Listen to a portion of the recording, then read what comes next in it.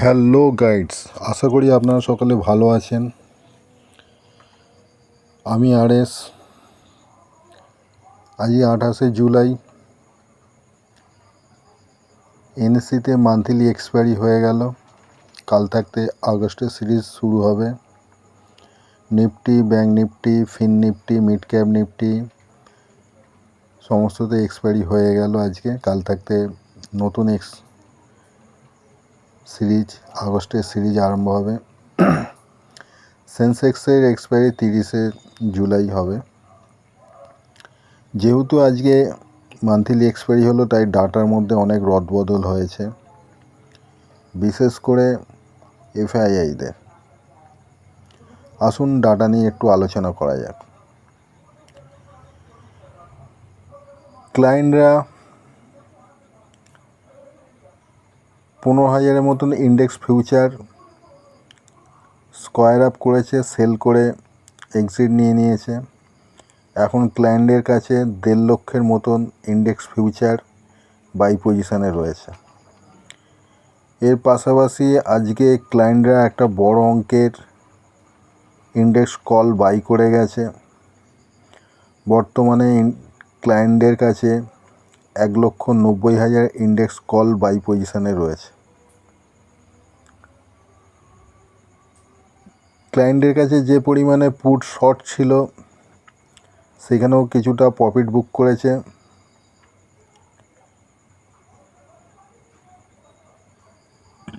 যদি সকালের দিকে করে থাকে, কারণ শেষের দিকে তো মার্কেট পড়েছে। বর্তমানে ক্লায়েন্টের 6,25,000 ইন্ডেক্স পুট এখনও শর্ট পজিশানে রয়েছে। এফআইআইরা ইন্ডেক্স ফিউচারে লস বুক করে স্কোয়ার আপ করেছে।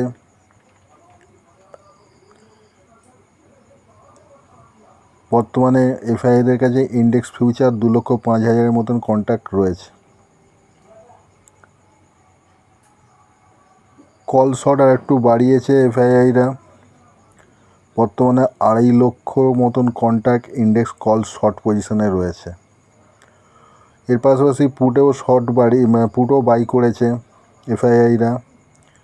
5,20,000 ইন্ডেক্স পুট এফআইআইদের কাছে বাইং পজিশানে হোল্ড করছে। স্টক ফিউচারে এফআইআইদের কাছে 6.5 লক্ষ স্টক ফিউচার বাইং পজিশান ছিল।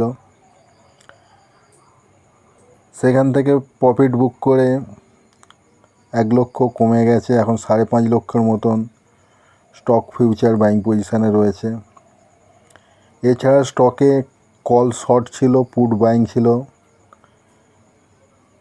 সেগুলো থাকতেও বেশ কিছু পরিমাণ কমিয়ে নিয়েছে। স্টক কল যে শর্ট করা ছিল, সেখান থেকে পজিশান কমিয়ে নিয়েছে। পুট যে বাইং ছিল, সেখান থাকতেও স্কোয়ার আপ করে পজিশান কমিয়ে নিয়েছে এফআইআইরা। এবার আসি প্রোরা আজকে পর্যন্ত ইন্ডেক্স ফিউচারে বাইং পজিশনে ছিল, কিন্তু এখন ওরা ওভারঅল 2,000-এর মতন কন্ট্রাক্ট ইন্ডেক্স ফিউচারে শর্ট পজিশান হোল্ড করছে। কলেও পজিশান কমিয়ে নিয়েছে। আজকে সকাল পর্যন্ত প্রোদের কাছে 1.5 লক্ষ index call buying position hold করছিল। ওখানেও প্রফিট বুক করে এখন বর্তমানে 55,000 ইন্ডেক্স কল বাইং পজিশানে রয়েছে।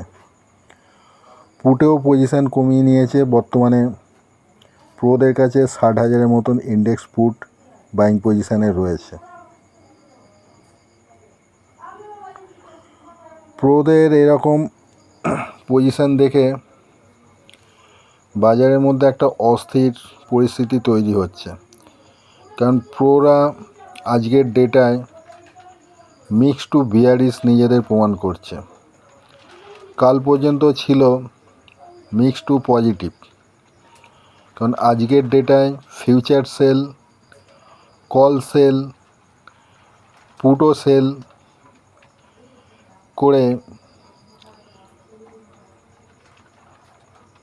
বাইং পজিশান অনেকটা কমিয়ে ফেলেছে। একমাত্র কলই 55,000 মতন প্রোদের কাছে কল বাইং পজিশানে রয়েছে।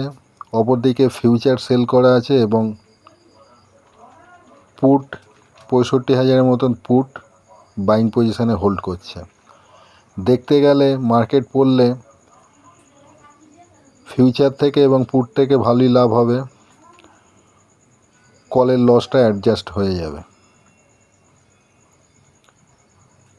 তাই মার্কেটের সেন্টিমেন্টও বুলিশ আছে, কিন্তু প্রোদের পজিশন দেখে বোঝা যাচ্ছে না মার্কেট কোন দিকে যাবে। সরি, যদি কোনো কারণে মার্কেট যদি স্লিপ করে, সামলানোর কেউ নেই।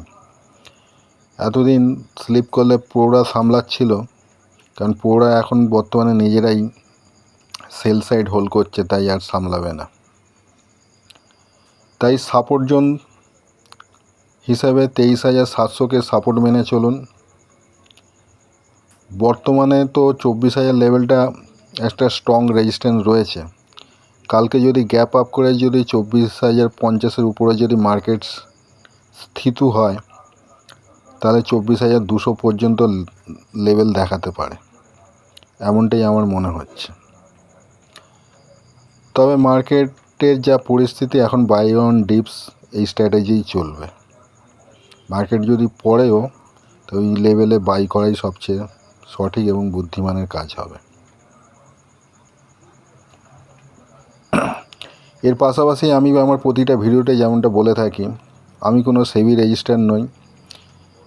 তাই দয়া করে আমার বক্তব্যের উপর ভিত্তি করে বা আমার লেভেলের উপর ভিত্তি করে আপনারা কোনো ট্রেড নেবেন না। সবচেয়ে ভালো হয় ট্রেড নেওয়ার আগে একজন সার্টিফাইড সেবি রেজিস্টার অ্যানালিস্টের কাছে আলোচনা পরামর্শ করে নিয়ে তারপর ট্রেড নেবেন এবং সমস্ত ট্রেডের মধ্যে সিস্টেমের স্টপ লস ব্যবহার করবেন। তাহলে যে কোনো সময় বড় লসের সম্ভাবনা হলেও হতে পারে। ধন্যবাদ, ভালো থাকবেন, জয় হিন্দ।